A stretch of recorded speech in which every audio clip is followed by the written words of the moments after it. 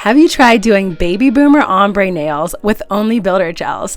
What's up, nail crew? If you answered yes to that or no, well, either way, you are in the right place because I am so excited for this tutorial today. I've been wanting to try a baby boomer ombre nails with all builder gels for over a year now. Since I started doing builder gels about a year and a half ago, ever since then, I have been wanting so badly to try and I didn't have the right colors. I'm going to do one today with soft white and baby pink. Both are in a jar and from OG Dip Powder. And I'm also going to do an extension on my nails as well. I started by dehydrating my nails with Young Nail Swipe, and then I went through and applied my bond. It's a new bond coming from OG Dip Powder, and it is HEMA free, which is so exciting for everyone who can't use HEMA on their nails. I applied my paper form under my nail, and as you saw, I took that little sticker and put it like right under where the paper form goes on my nail, and that just helps hold the structure down. You start by applying the white first, and you do a very thin layer to start out. You want it to be floated down over where the majority of the white part of the baby boomer is going to be, and then you flash cure it for 10 seconds. Now this flash curing is just for the first layer, because in the next layer you'll really start to blend it together. You always want to make sure that you wipe off your builder gel brush in between the colors, or if you have two builder gel brushes. I didn't feel like getting a second one out, so I have a paper towel right by me and I just wipe off the white builder gel before I start in the pink. And you want to start the pink at the very bottom near your cuticles before you start in with the white. And then once you get the pink towards where the bottom of the white is and you feel like it's in a good position, then you can go through and fully cure your entire nail for 60 seconds. And you always want to make sure before you cure that you hold your hand upside down and flip that nail over so that a natural apex can build.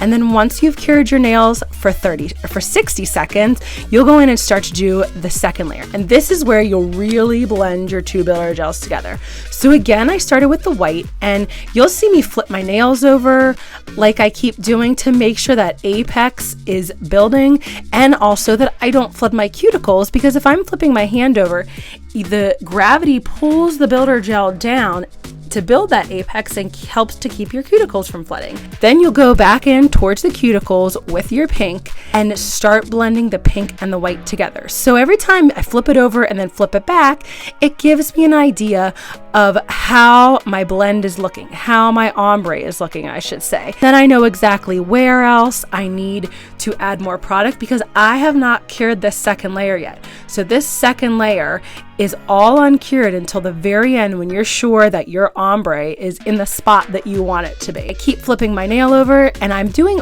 really small amounts at a time. You'll see on my brush, I just put a tiny bit of white and then a little bit of pink, and keep going back and forth and up and down right where the ombre blends. That's what you want to keep doing, and then flipping your hand over, getting it to build that natural apex and seeing how your ombre is coming together. Take your builder gel brush and have it go vertically and horizontally back and forth in that center area for your ombre. Once you feel like your colors are blended together how you want them to be for the ombre, then you can go ahead and fully cure your entire nail for 60 seconds. If you want to do one by one, you totally can do that. Or if you just want to fully cure all of your nails at the very end, you can just flash cure for 10 seconds. Then once you get through the second layer of all your nails, then you can fully cure.